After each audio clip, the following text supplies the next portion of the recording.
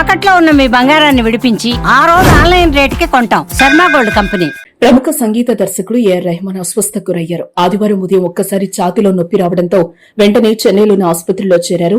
Rahman emergency వార్డుకు తరలించి వైద్యులు చికిత్స అందిస్తున్నారు. ఆయనకు హార్ట్ కి సంబంధించిన యాంజియోప్లాస్టీ చేస్తున్నట్లుగా తెలుస్తోంది. ఈసీజీ, ఎకోకార్డియోగ్రామ్ వంటి పరీక్షలు కూడా చేశారు. ప్రస్తుతం వైద్యుల బృందం ఆయన ఆరోగ్యాన్ని నిశితంగా పరిశీలిస్తోంది.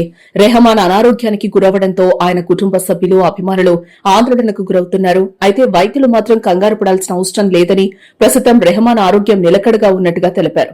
లండన్ నుంచి చెన్నైకి వస్తుండగా ఇలా చెస్ట్ పెయిన్ వచ్చిందని, అందుకే వెంటనే ఆయన్ను హాస్పిటల్లో జాయిన్ చేశారని సమాచారం.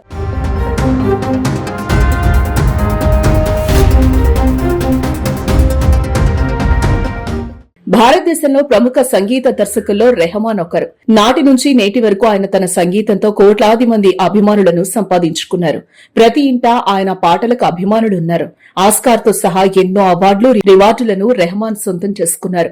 ఇటీవలే చావా సినిమాతో అద్భుతమైన మ్యూజిక్ ఇచ్చారు. కెరియర్ పరంగా ఉన్నత స్థితిలో ఉన్న రెహమాన్ కు వ్యక్తిగత జీవితంలో సమస్యలు తలెత్తాయి. ఏఆర్ రెహమాన్ తన వివాహ జీవితానికి గతేడాది ముగింపు పలికారు. తన 29 ఏండ్ల మ్యారేజ్ లైఫ్ కు ఎండ్ కార్డ్ వేస్తూ ఏఆర్ రెహమాన్ తన భార్య సైరా బానుకు విడాకులు తీసుకున్నారు.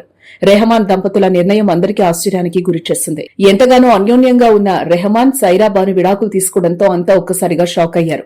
ఇవన్నీ పక్కన పెడితే ప్రస్తుతం అనారోగ్యంతో ఆసుపత్రిలో చికిత్స పొందుతున్న ఆయన త్వరగా కోలుకోవాలని అభిమానులు ప్రార్థిస్తున్నారు.